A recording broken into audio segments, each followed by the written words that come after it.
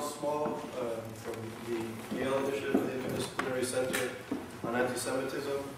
And tonight we're extraordinarily honored that Mr. Foxman, the head director of the ADL, is here with us this evening. Before the evening starts, I just want to mention very quickly that on the 29th and 30th, YIISA is putting on perhaps a timely, unfortunately, a timely conference dealing with issues of Iran. The title of the conference is called Understanding the Challenge of Iran. We're having keynote speakers from international scholars, human rights activists, including Erwin Calder, the former Minister of Justice of Canada, Maringa Star, who's a leading human rights activist and women's rights activist from Iran. And in the evening, after the conference, Shaul Mufaz will be here at Yale. So I hope people will attend.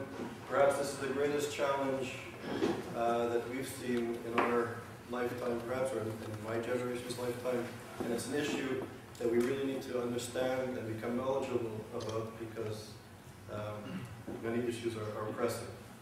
So this evening, I just want to say it's a pleasure that you came this evening.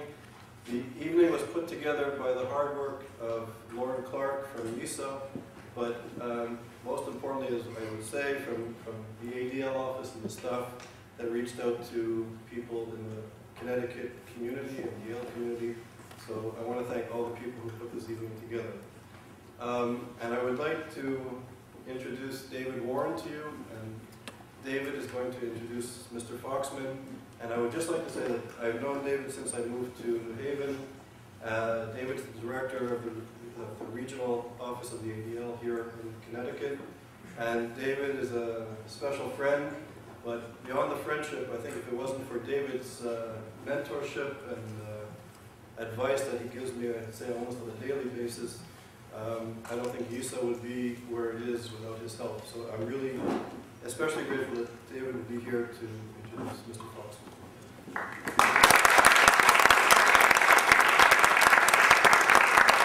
Thank you, Charles. We have a mutual admiration. The work that you're doing here at Yale with YIISA is incredible, truly incredible.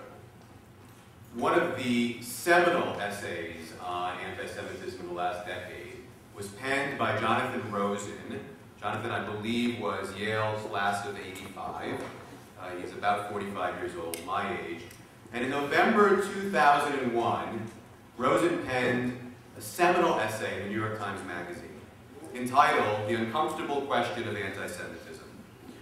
Rosen wrote in the first paragraph, "When I was growing up, my father would go to bed with a transistor radio set to an all-news station. Even without a radio, my father was attuned to the menace of history. A Jew born in Vienna in 1924, he fled his homeland in 1938. His parents were killed in the Holocaust. I sometimes imagine my father was listening for some repetition of past evils so that he could rectify old responses. But he may just have been expecting more bad news. In any event, the grumbling static from his bedroom depressed me, and I vowed to replace it with music more cheerfully in tune with America. These days, however, I find myself with my father's frequency.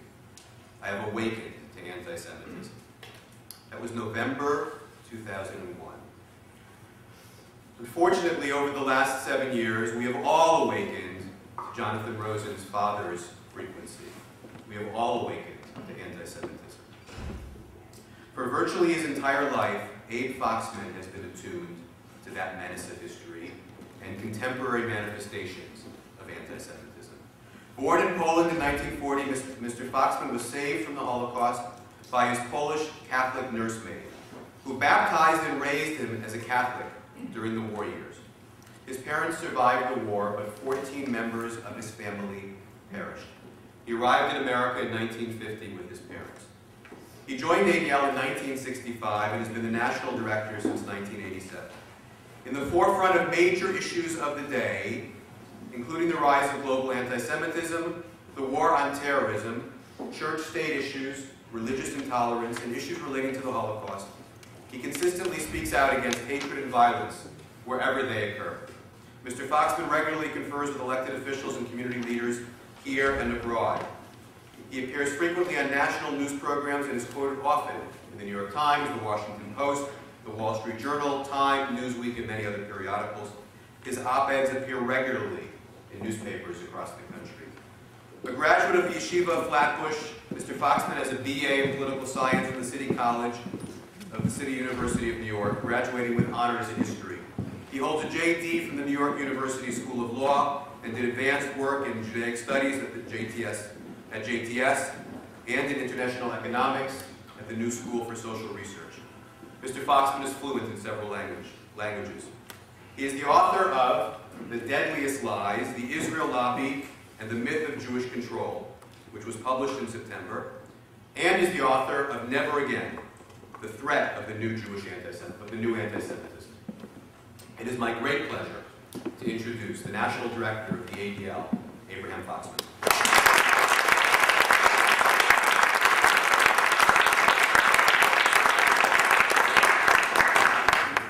Thank you, David. Thank you, Charles.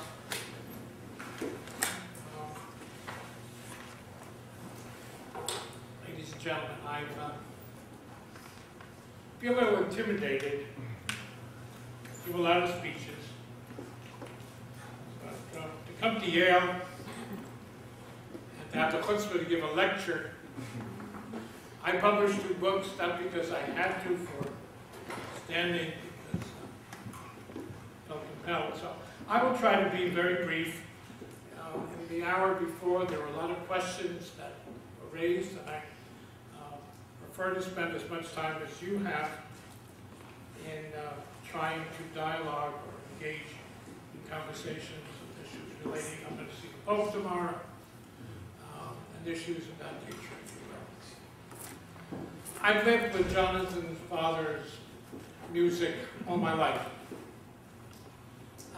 But I felt very privileged, very lucky, to be able every single day to go to work, to try to make sure that the music of old does not repeat itself. And I can honestly say to you that I've been involved with the ADL for 43 years, that for almost 35 years of that experience, I had come to believe that we had made such progress, that we had achieved such levels of understanding, that we would be handing over to our children and grandchildren a much better world than we had inherited. That in fact, when we turned that corner on that last millennium, the last century, this would in fact be the new millennium. The difference in terms of respect, in terms of tolerance, that we have in fact learned the lessons. And so in the last 7, 8 years, I've now written 2 books I never intended to write. The first one was when a publisher approached me and in a nice way was trying to tell me that I'm about to peak. And said, well, before you peak, you should write a book. I said, thanks for the compliment. I'm not going anywhere. And wanted me to write a biography or autobiography. And I said, no. The last thing that the world needs and is looking for is another autobiography.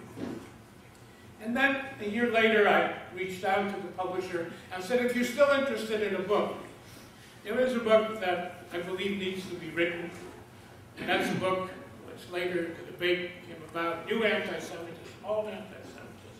I believe there's a need to write a book about current antisemitism, not about the history, not about the research of the past, but of the current status and situation.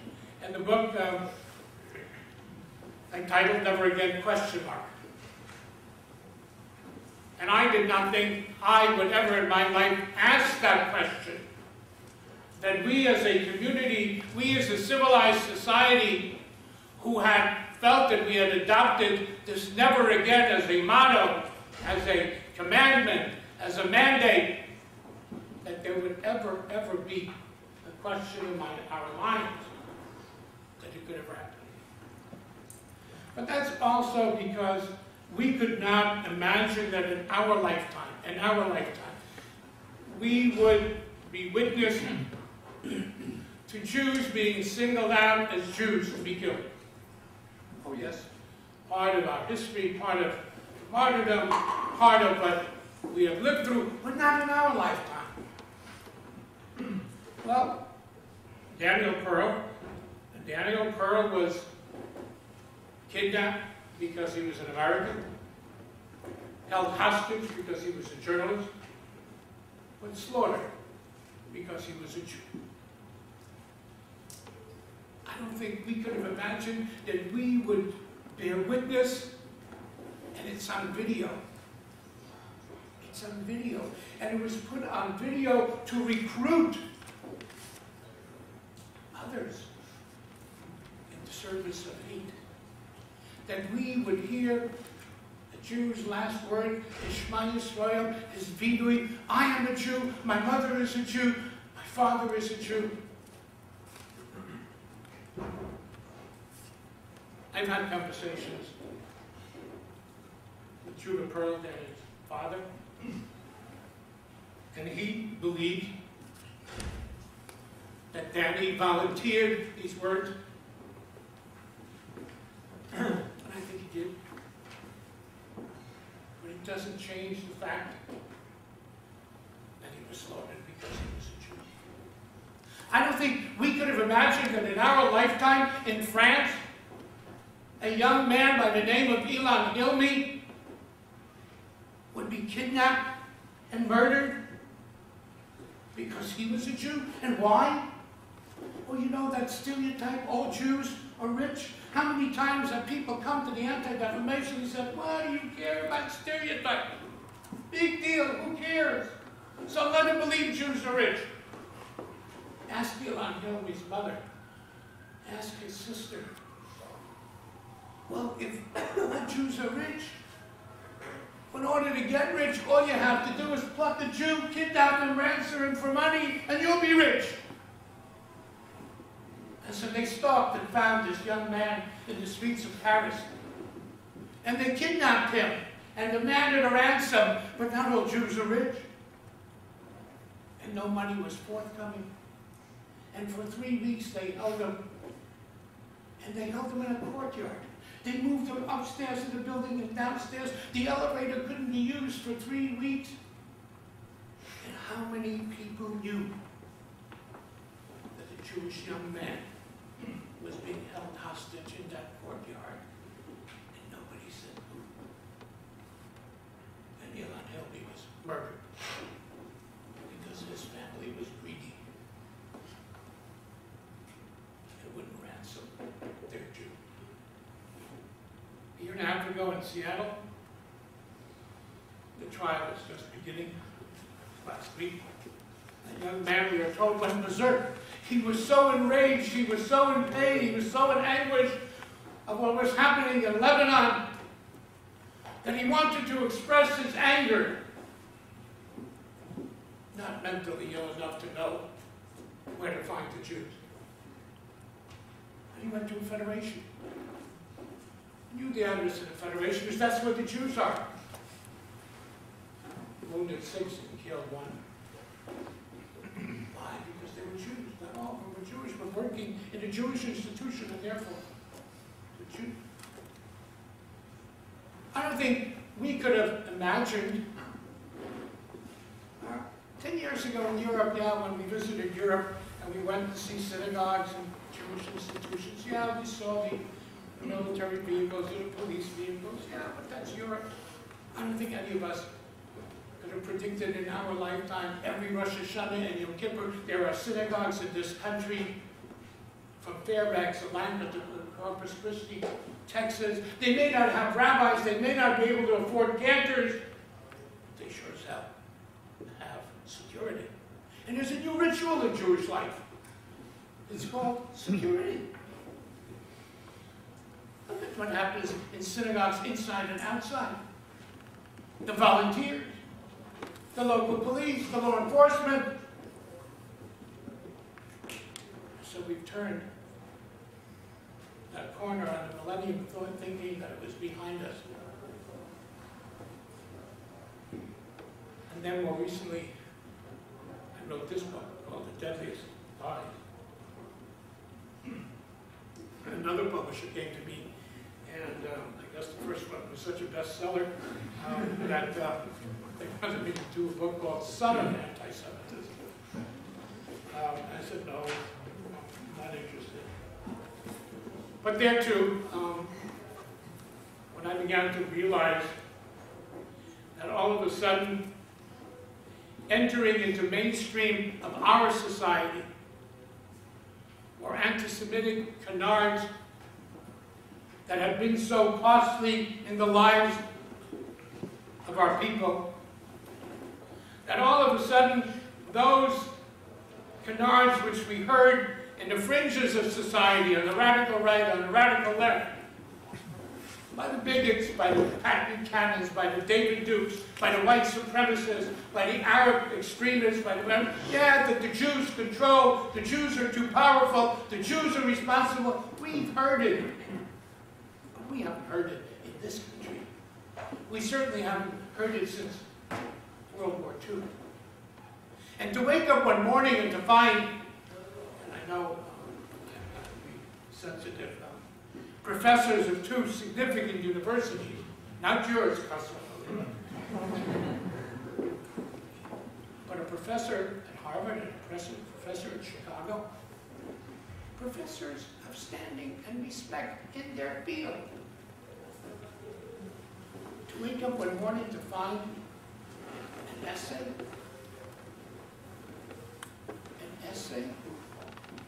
advocating, repeating, giving credibility to the classical canards of anti-Semitism.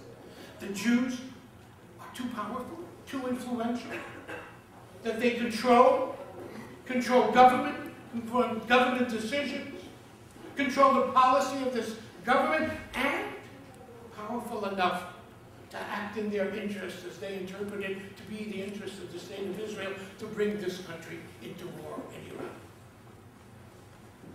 And all of a sudden, yeah, we know this, we've heard this. In mainstream America, a discussion giving legitimacy and credibility to canards that have been very deadly to our people. I don't compare it to Hitler or Stalin. But you know what? We do understand, and we do. Hitler did not start his campaign of anti-Semitism on Aryan supremacy. Hitler built a foundation for Kristallnacht and for the Nuremberg laws by accusing the Jews of Germany of not being loyal Germans. He began by accusing the Jews of selling out the interests of Germany for their own interests. Their interest then was money, power, influence. That was the legitimation of the boycott against the Jews, the burning of synagogues, began with the burning of books, and then it was the burning of human beings. Stalin legitimized his campaign of anti-Semitism, the sending of Jews to the Gulag, etc., based on what? That the Jews are not loyal Russians, they're not loyal communists, they're not loyal Soviets. He had Zionism. The Jews only care about their own, about Zionism, about a Jewish state. That's why they're disloyal. When you read Mearsheimer and Wall, and you see and read the echoes of this concept that the Jews under the Israel lobby, who is the Israel lobby? The Israel lobby are those Jews in the United States who support the state of Israel and some evangelical friends, that they come together in a conspiratorial manner to control, to manipulate media, government, decision makers, and if it is in the best interest of Israel that a war in Iraq be held, why not? And they build this paradigm Israel, they say, is not a democracy. It's not a moral country. It's not a country under threat. Well, so if it's not a democracy and it's not a moral place and it really is not threatened, why does the United States continuously support Israel? Oh, well, that's because Israel serves America's interests. No, they say. That's a sham. Israel does not serve America's interests. Why do you think there was a 9/11? Why do you think Americans were attacked in Washington and New York? Because of our policy in support of Israel. Why are we hated throughout the world? Why does the Arab world hate us? Because of our support of Israel. So if Israel is not a democracy worthy of our support, and it doesn't serve our best interest, so why in the world would we as a country continue to support Israel?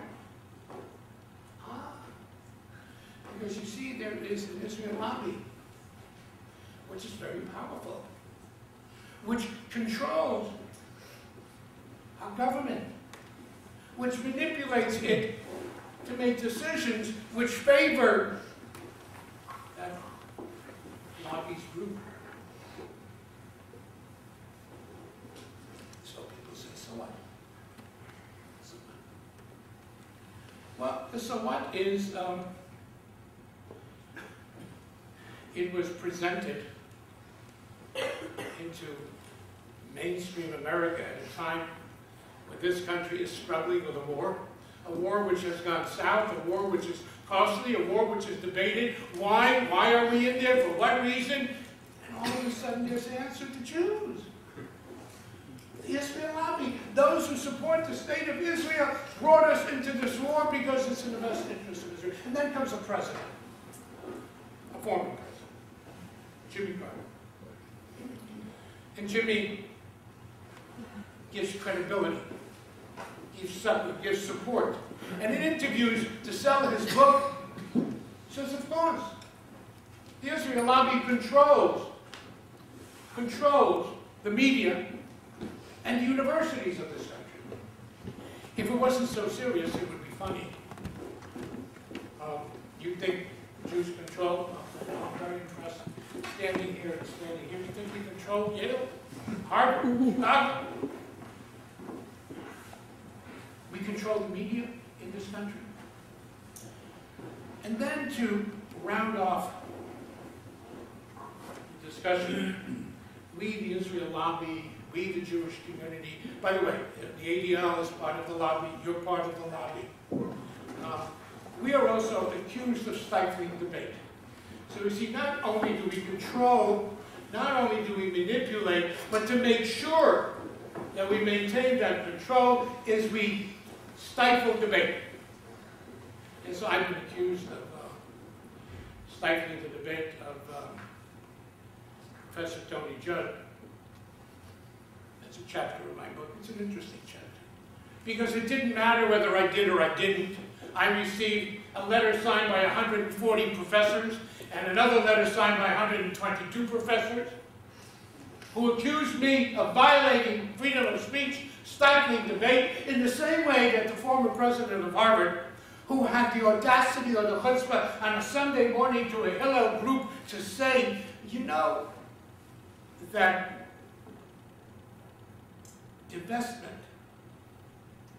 divestment which only singles out Israel as evil, as unjust, as immoral, that may lead to anti-Semitism. And the next day, the Harvard Crimson had an editorial which said, Professor of Harvard stifles debate. Can you imagine the president of Harvard talked about racism, that there's a growing racism, or he talked about homophobia? Would anybody have accused him of stifling debate by virtue of the fact that he challenged it, that he raised it, that he asked the question? So now we're being accused, I've been accused of stifling debate for Mr. Mersheimer and Walt. Both of us were invited to speak at the World Council in Chicago for September 25th. I didn't know he was being invited. I don't know if he knew I was being invited. I looked at my calendar, I said September 25th is Sukkot. I'm not going to Chicago at the World Affairs Council to promote my book. Unbeknownst to me, they told Mr. Mearsheimer, they're not going to have this because Foxman can't come. The next thing is a blog. How I am censoring them, stifling their ability to speak. Very interesting. My friend Jimmy Carter, who demanded to speak on campuses, nobody was denying him, but when he was asked whether he would debate his book with anybody, he said no. So this was enhancing freedom of speech. I wrote the book. Probably not for you here in this room. We're not selling it, right? No. We're not promoting. But if we had, if we were selling it outside, I'd probably say to you, if you're here, I didn't write the book for you. If you're here, and you know that you came here because we're talking about the subject, you don't need it.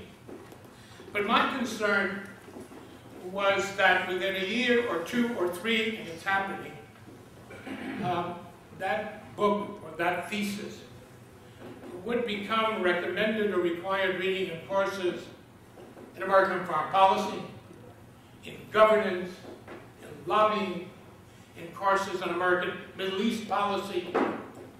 And therefore, at the very least, there needs to be a text or a reply or an analysis. I tried to do it in a non-historical, historic or non-hysterical manner. I tried to deal with the issues and the arguments in the hope that it would open debate. Their book is doing very well in Europe. Very well. It's not doing so well here. They're coming out in paperback, we're coming out in paperback. So there's enough of an interest. And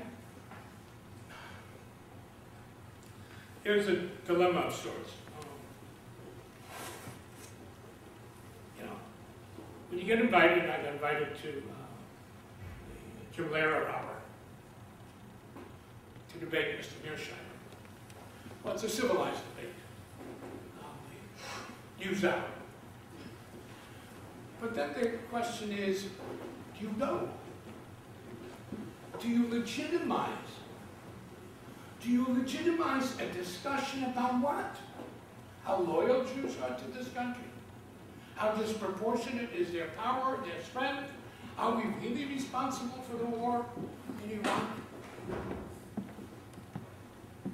Do you ignore it? And I decided that you can't permit the big lie to be out there unanswered. And I went on,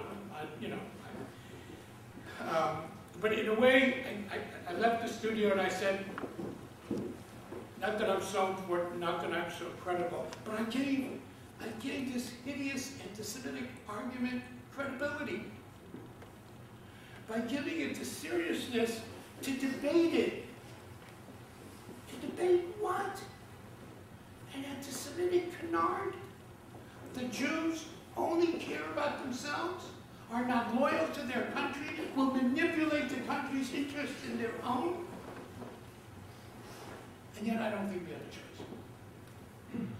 choice. What worries me more than what's out there, although there is something that worries me in this country. By the way, we did polls, the ADL did polls throughout Europe.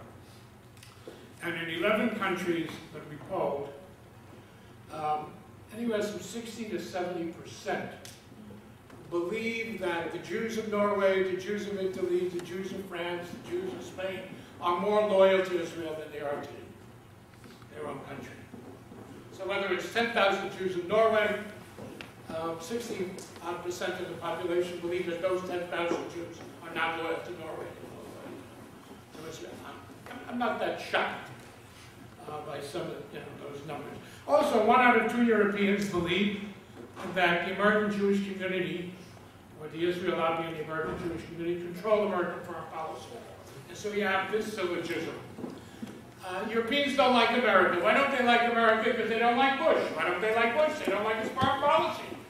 Babus, don't they like his foreign policy? Well, the Jews control it. Gee, how it all fits. I hope I shocked you by telling you that in this country, 1 out of 3 Americans believes that American Jews are more loyal to Israel than the United States.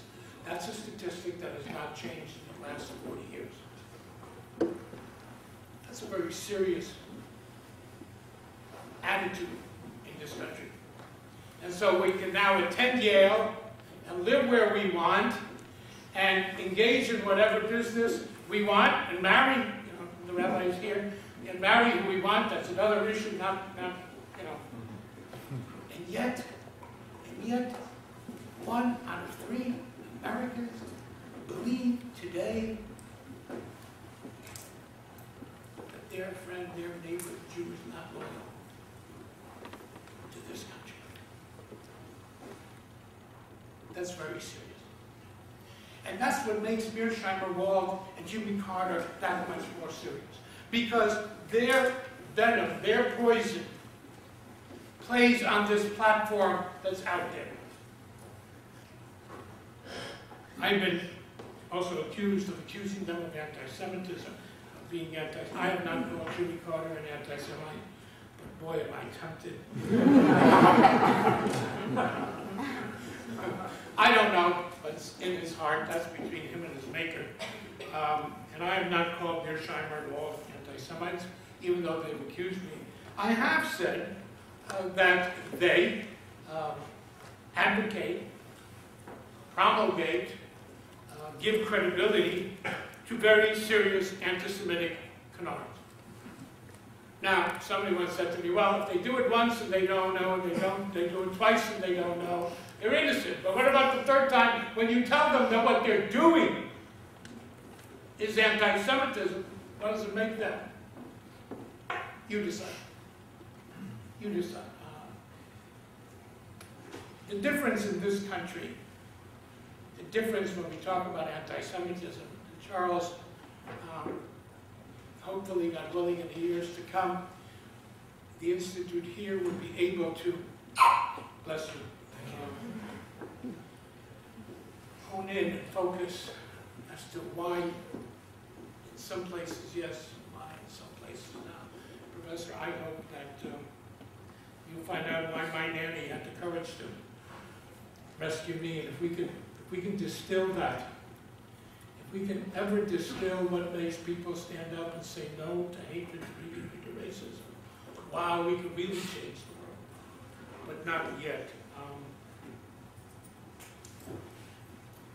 The difference in this country, unlike the rest of the world, is that while in this country you have a right to be a bigot, you have a right to be a racist, you have a right to be an anti-Semite, this country guarantees you the right to be a bigot.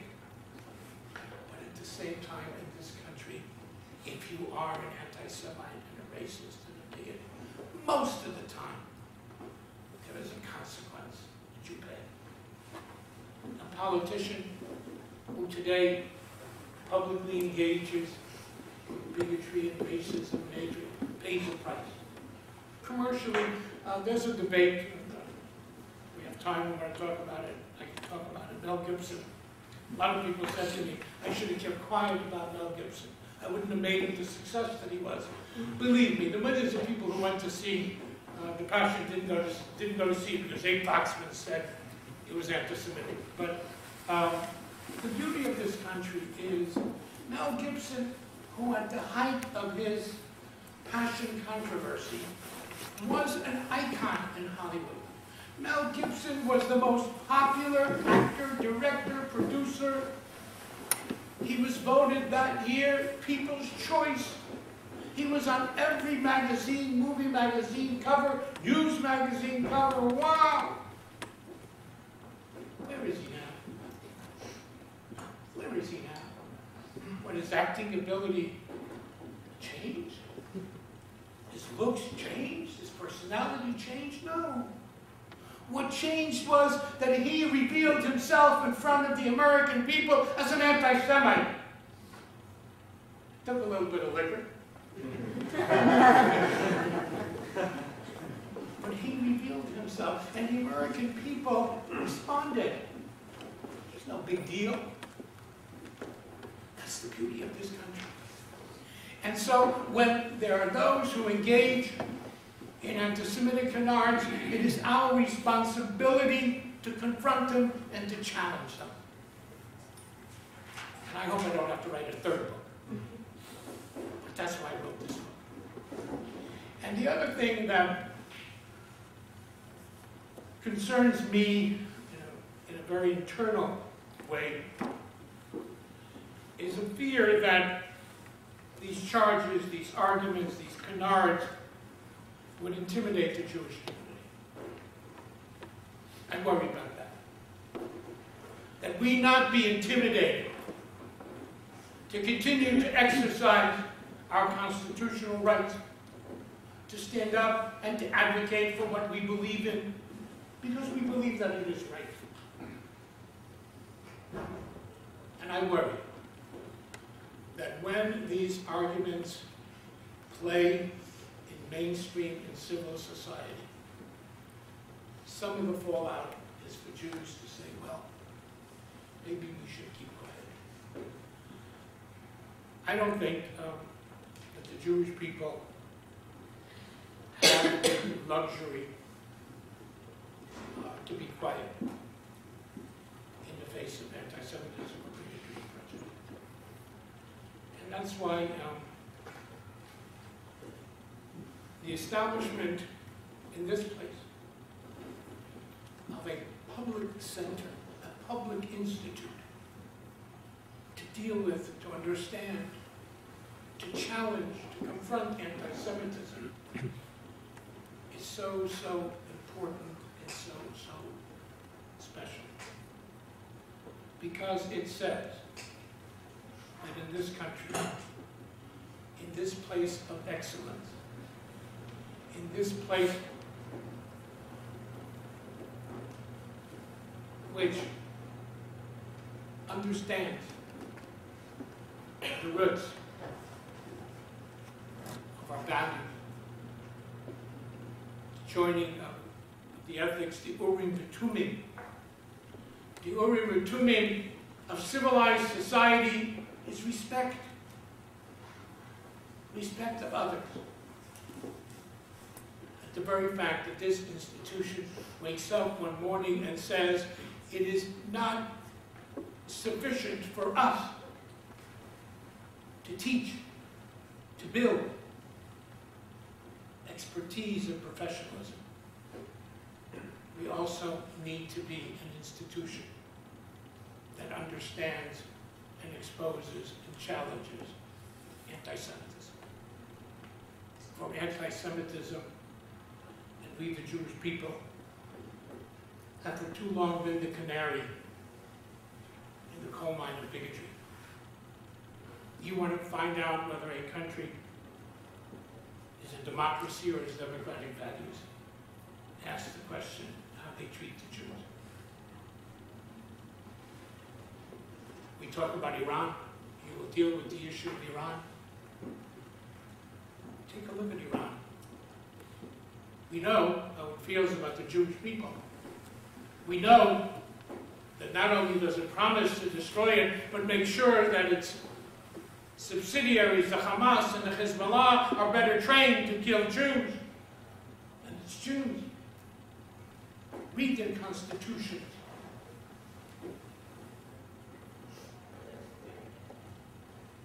But in Iran, it's not only Jews. There is no human rights.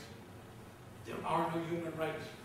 There is no respect for freedom of speech. They have no homosexuals, you've heard that. They only kill them. They don't have them. They stone them.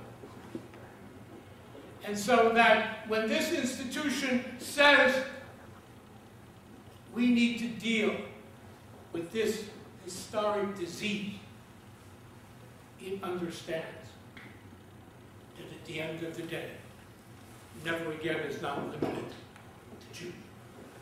Never again is a commandment chiseled on the experience of 6 million Jews.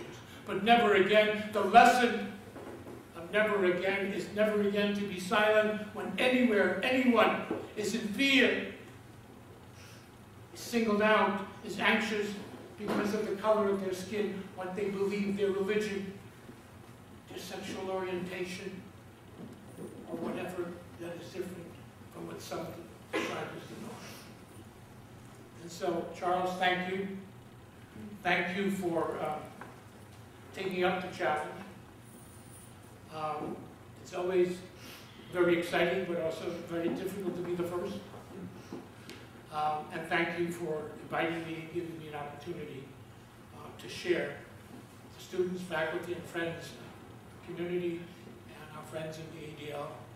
And we find each other. Don't forget, for those of you who celebrate Pesach, Freilich, and Hakoshem, tomorrow I will say, good Yontif Pontif.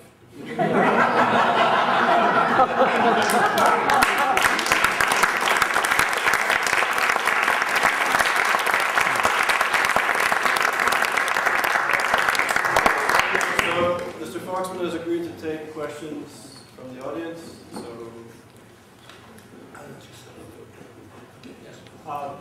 On Book TV, in an interview, question and answer, one of the Mearsheimer Walt said publicly that Israel is not under existential threat. And that is a mind-boggling statement of ignorance or denial for two academicians to say, especially in light of what's going on in Iran. And it raises, obviously, questions when one hears something like that about the impossibility of their objectivity. I just want to take a slight issue with your statement that we don't need your second book.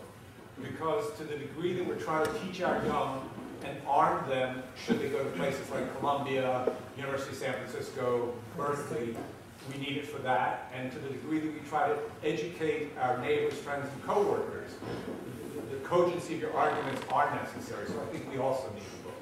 Make my publisher very happy to hear. They don't like it when I say you don't need my book. Yes. There's always a tie between antisemitism and Israel. So, for whatever reason. So suppose that Israel did not exist. Suppose the state of Israel would have not have been created. Do you think that we would be in the same state as far as anti-Semitism as it is today? It's one of those questions which is not an exact science. No, I don't expect an exact answer. So, the answer is it would make it more difficult for some anti-Semites to be anti-Semitic. Now, I assume that in your statement we don't have to go in. You can criticize Israel and not be an anti-Semite. Okay, we don't have to rehearse this. I don't think. So that not all criticism of Israel is anti-Semitic. There are certain standards, etc., etc. But what you're saying, if tomorrow Israel Chas v'Chalila didn't exist, or for good reason was off the pages, etc., would it impact on antis? I believe so. It wouldn't eradicate it, it wouldn't eliminate it, it would make it more difficult. Let me use our friends in Great Britain, in the United Kingdom. Okay? There is a legitimacy all of a sudden, almost a festival of public criticism of Jews via criticism of Israel. You have to think about, there was a survey just done in Europe which said one of the most hated countries in the world. Iran was one, Israel was two. Okay, to what extent is the Israel, a lot of the Iran is Islamophobia, but to what extent is the Israel anti-Semitism? It would be less to the extent that some of these people would not have the legitimacy to parade their anti-Semitism under the cover of a political issue. But it wouldn't eliminate it. It wouldn't eliminate it. It would make it more difficult. It would make it somewhat more, and I believe in Great Britain, where we thought, right? We thought, hey, you know, wow. And now all of a sudden we're waking up to find this has become one of the major places of anti-Semitism in Europe. And it's all based on on their approach and attitude and criticism of Israel, which now permits them to act. Chirac, Elie Wiesel shared with me the conversation he had with Chirac, where he said to Chirac, your continued public criticism of Israel reinforces the legitimacy of anti-Semites to speak out. Which is why I believe Chirac invited President Sharon to France to be able to show that there is this relationship. And for a while, the anti-Semitism dropped. But in effect, the anti-Semitism dropped once France began to deal with it seriously. And part of it was, and again we can't measure it, was a changed attitude towards Israel. When the government stopped beating up on Israel on every opportunity, and therefore the media did not, and then you criticize Israel for defending itself, and then you compare it to collective punishment, to the Nazis, etc., it becomes a legitimizing effect, an element on anti-Semitism. So in a long way to say, would it eliminate it? No. Would it eradicate it? No. Would it make it less? Yes. And it would make it more difficult for some to act out or speak out to anti-Semitism. Yeah. Yes, ma'am. I'm Marcia Stein. I worked for you in the Connecticut office on 3 separate occasions. My husband and I both read the book. I read both of the books. Before I worked for YIISA, I was a college professor for over 2 decades. My husband's been one for 36 years. And I know very much how misinformed, ill-informed, uninformed college students can be. I didn't teach at Yale. Yale students may be the exception. I worry about Wolf and Mearsheimer's book and Carter's book because those authors have tremendous credibility on college campuses. They are professors from well-known institutions, a former U.S. president, and students and professors alike tend to give them credibility. When those books appear on a required reading list, when they become the text, when they become the accepted references in the bibliography, I think we have a lot to be concerned about. People in this room, as you said, are here because, well, you're preaching to the choir by talking to us, but there are a lot of really ignorant people on college campuses, faculty included. When I finished reading your book, I said to my husband, we should find a way to have this book bundled with Mearsheimer and Wolf and Carter's book. And those of you who are college professors know when you get textbooks today, it comes the book, the readings book, thanks to Yahoo and Barnes & Noble, that's exactly what they do. Now sometimes, if you like this book, you may be interested in it. Sometimes it's bizarre. If you like Anne Frank, you'll be surprised. You buy Anne Frank, which you can get recommended. I know. But that's what they do. I know. But I wondered, have you given any thought, serious thought, in ADL to find a way to use a push strategy with your book? Find out region office by region office which universities are putting it into the classroom as a text or recommended reading, and either donate copies of your book to the class or have donors earmark their donations to give copies of your book to go with it. Because I thought it so clearly went over each of the statements that Mearsheimer and Wolf made and Jimmy Carter made, and it was like a textbook. It really showed where each of those books went wrong. So I'm not being facetious, and I don't work for you anymore, so I'm not trying to flatter you. But I really do think... Come back.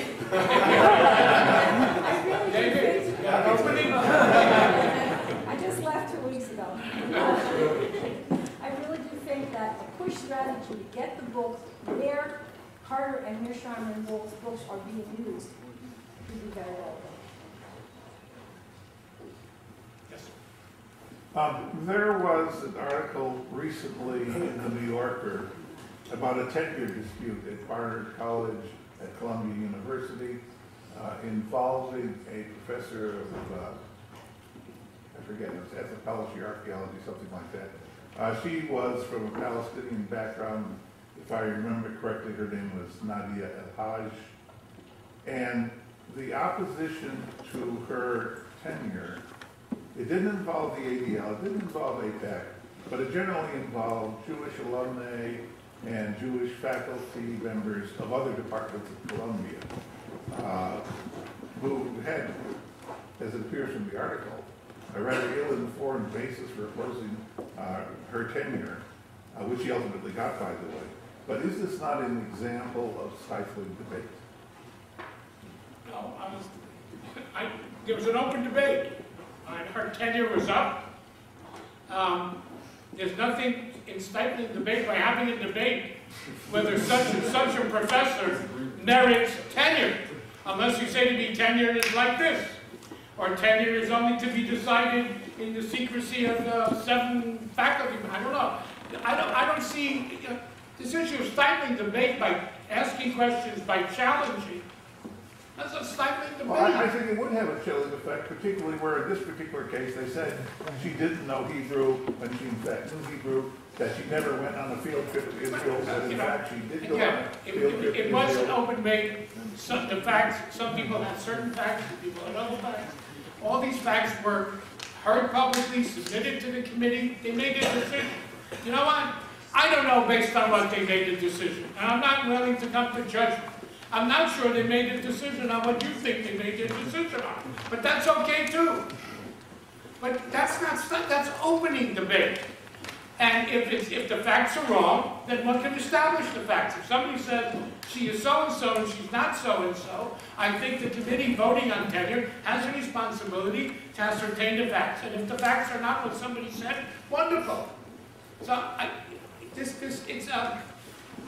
not a philosopher, I don't know what it is, but to say that if you challenge a discussion, by the very fact that you challenge discussion, you're stifling it, it's an absurdity, it's nonsense. It's nonsense. You know, take the issue of racism. At a moment they say, if you call somebody an anti-Semite, you stifle the debate. If we call somebody a racist, we stifle the debate? Or we open up a discussion whether in fact this is racism. Yeah.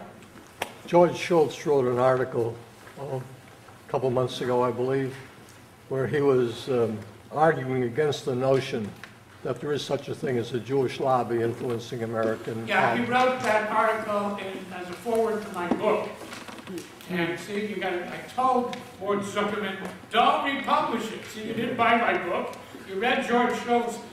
What Ward Zuckerman did was publish the introduction to my book on the back of U.S. News and World Report. That's what you read it. Yeah. Where he basically said, hey, nothing wrong with him. I approached George Schultz at a party, telling him that I was writing a book about this and this subject, and can I ask him to write an introduction? And he listened to me and he said, well, I'm not sure you want me to write an introduction. All I would say is, I think you're a bright guy, and some of your friends are bright. I hear you, I listen to you, but I make a decision what I believe is in the best interest of the United States. And I said, Mr. Secretary, that's what I want you to write. Yes. Some people nowadays they hide behind being against science and not against the Jewish population of race. Now, to be against science, would you consider to be an anti-Semitic? All right. The question is, to be against Zionism is not necessarily being anti-Semitic. I would say that 98% of the time, yes. But I'll tell you when it's not.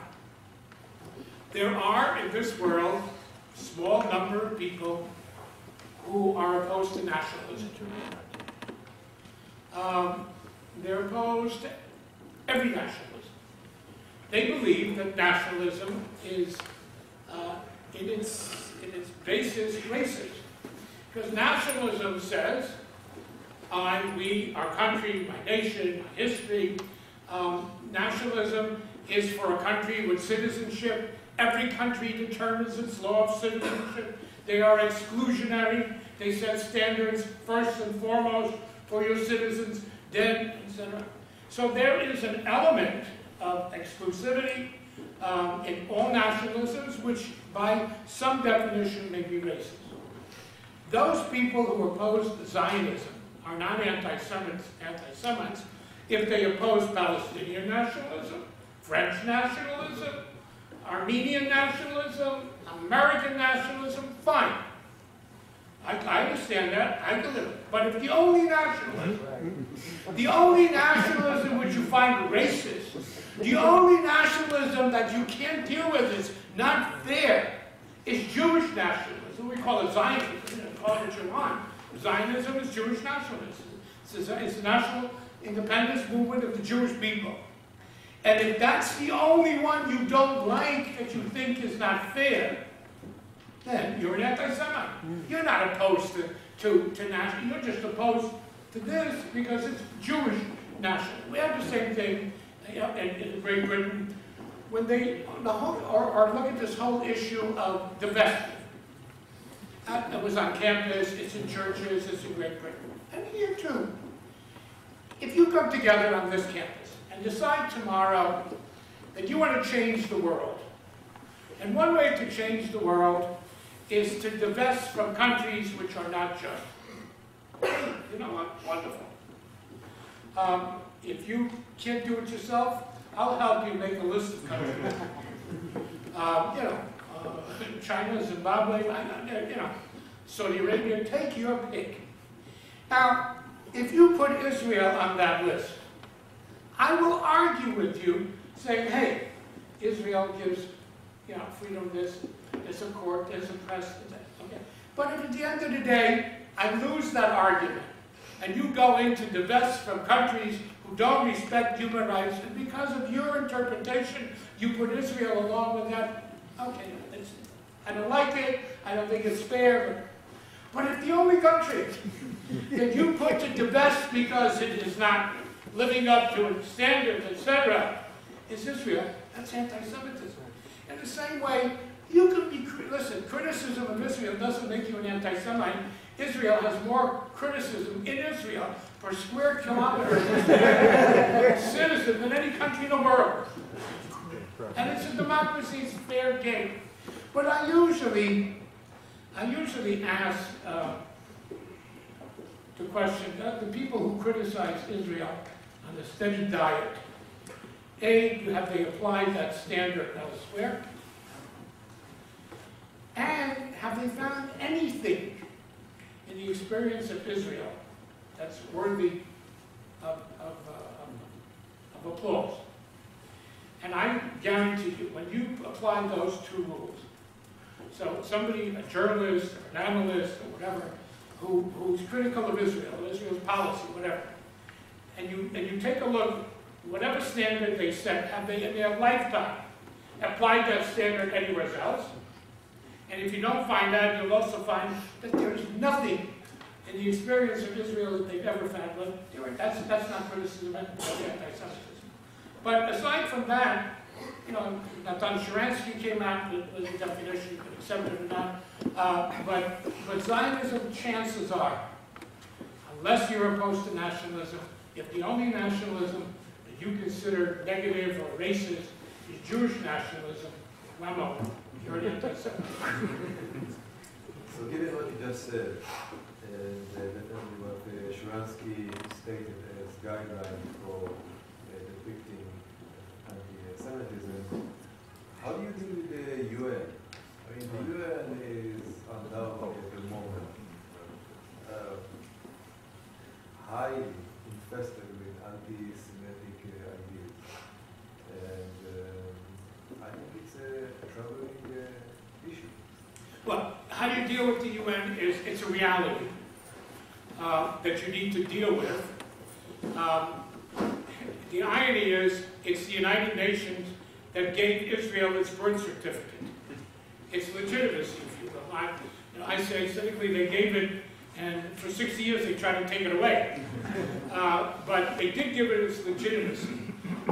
It's an institution that as long as it's there, I think we need to deal with it realistically.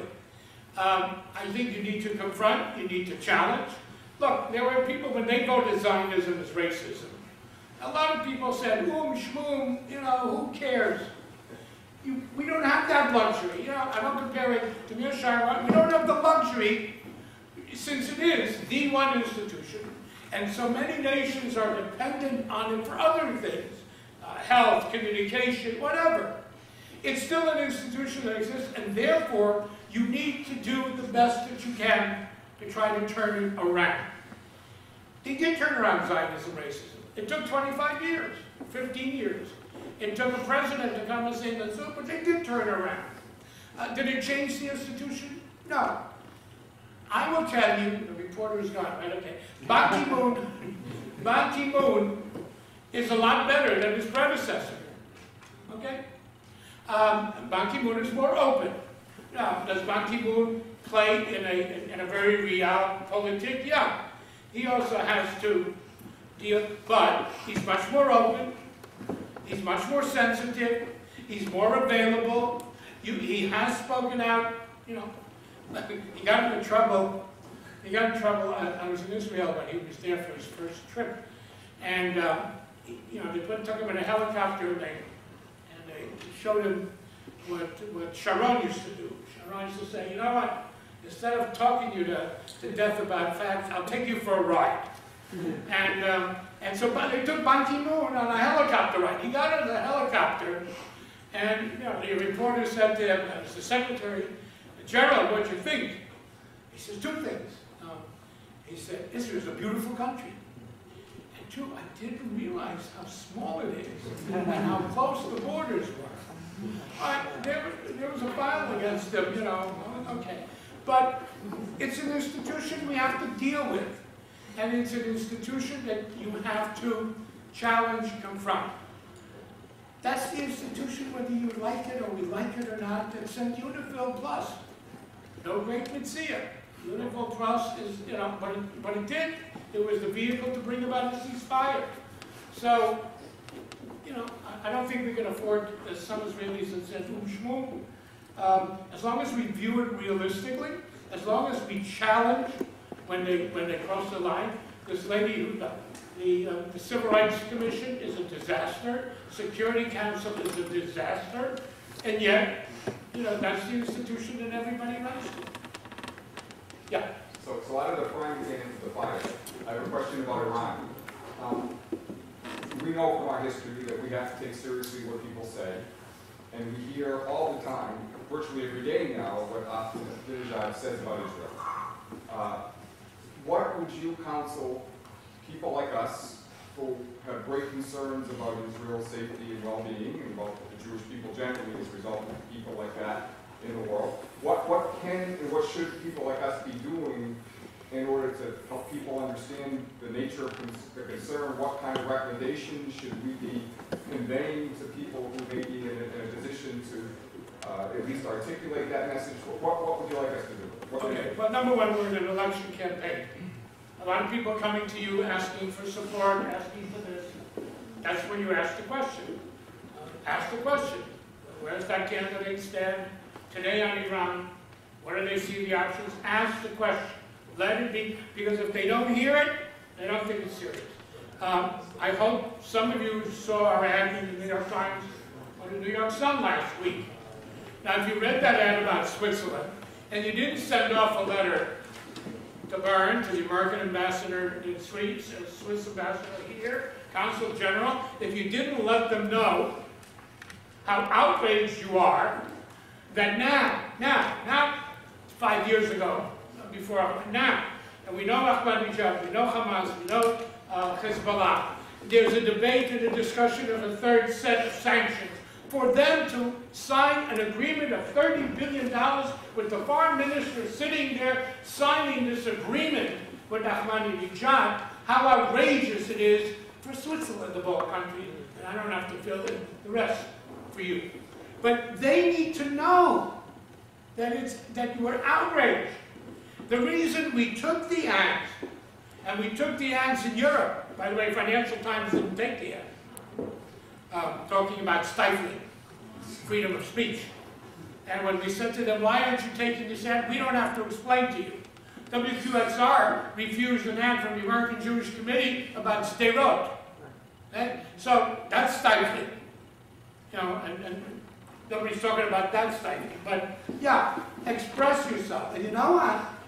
Send copies to Germany, Italy, France. They're all making deals. Our issue, the reason we did this, and it wasn't cheap, to take out ads in 3 Swiss newspapers and in the Wall Street Journal in Europe and the New York Times and the International Herald Tribune, but it was a shot across the bow, not only to Switzerland, because if Switzerland can just, nobody cares, then fine, we do the next deal. And the chutzpah here is, it was not that they need it. They're buying it for resale, to make money. You know, maybe they'll need it 25 years from now. But the importance is also to send a message to Germany and Italy and France, not to go beyond. Not to go beyond. And if you write, listen, if anything, their ambassadors and consul generals here, their job is to go like this. And I guarantee you they're being asked, would you hear? Does there anybody care? Yeah, absolutely. Let them know how outraged you are. Yeah? Can you talk about your policy on the Armenian genocide? Say it again? Can you talk about your policy on the Armenian genocide? We have always had a position relating to what happened from 1915 to 1918 in Armenia with the Turks. We have always described it as a massacre, as an atrocity. We have continuously called on the Turkish government and the Armenian government and the Turkish and Armenian community to come together, to face the past, reconcile, and move forward. We have opposed legislation because we do not believe that that's where it is or should be resolved. And we have, for many years, not used the word genocide. We have described it, as I said, a massacre, atrocity, etc. We eventually used it. We were threatened by being kicked out of providing services to fight prejudice in Massachusetts, which we were kicked out of anyway because we didn't use the word genocide. And, you know, I've said, try to say to the Armenian community, genocide is the word, to use the word, it's not a moral issue, it's a political issue. You're entitled to use whatever you want. I don't think you have a right to dictate to us what words we should use to describe your tragedy. In the same way, I don't think that the Jewish community would come and say to the world, unless you use the word Shoah or Holocaust, you're a Holocaust denier. And that's basically what they're saying. We must use the word genocide. If we don't use the word, that's not a moral issue. We have never denied it. We have never challenged it or questioned it. But at the same time, we don't have to join the bandwagon of a political movement, which they're entitled to have. So that's the position. We've not used the word genocide. We still oppose legislation. We still believe it should be reconciled between the two countries. We'll continue to do so. It doesn't satisfy everybody. You know, not everything we do satisfies everybody. But from a moral perspective, we have always been there. We've always been supportive of their pain, understanding of their pain, and calling on the resolution where it belongs, which is between the two peoples. Yeah. I was just going to suggest to the person who was asking what to do, take the time to find the phone number of the Swiss embassy and call them, and send an email out to all your friends to have them call the Swiss embassy. It definitely has an impact. I was on the phone this morning. The Israel Forum had a conference call with Bibi Netanyahu, and he said precisely what you just said, which is all of these European countries, if we don't curb Iran now, they are all going to be making deals with Iran so that the long-range missiles, Iran's long-range missiles, will not be in the direction of their country. Exactly what you were saying. Last question. Excuse the naivete, but why are you so strenuously against the use of the term genocide with respect to It's not a naivete. Because it's been made into a political statement. And the political statement has an interest to embarrass Turkey.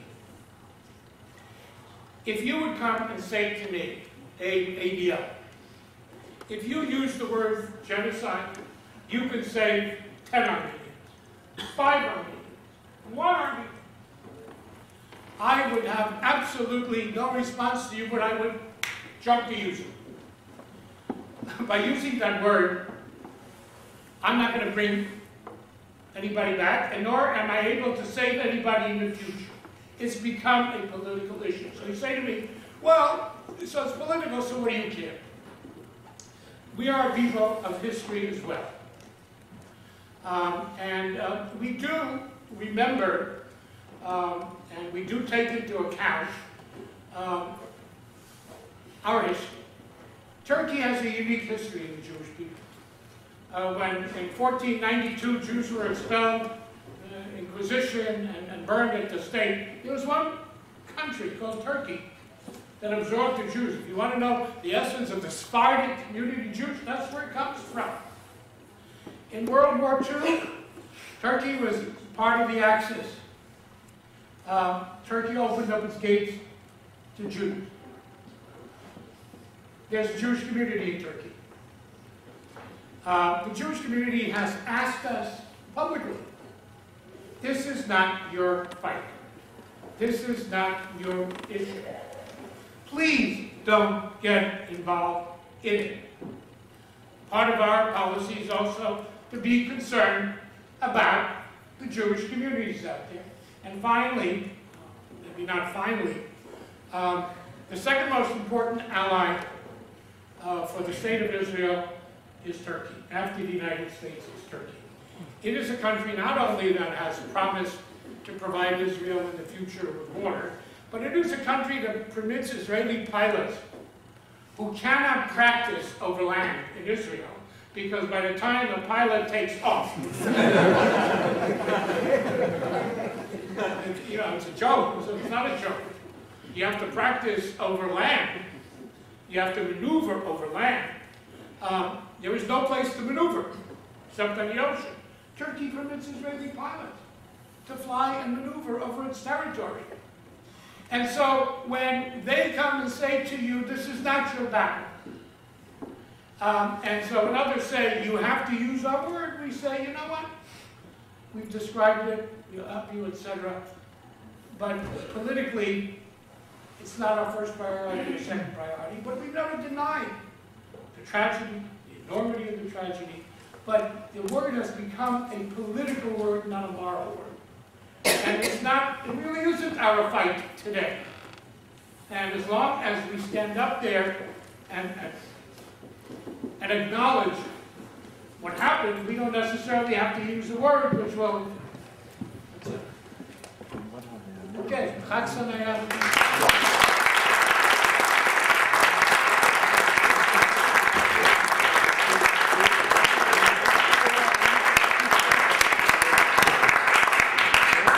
On behalf of YIISA and the local UDL, I want to thank you very much for coming. And as you were speaking, I was thinking in the Jewish tradition that tzaddik.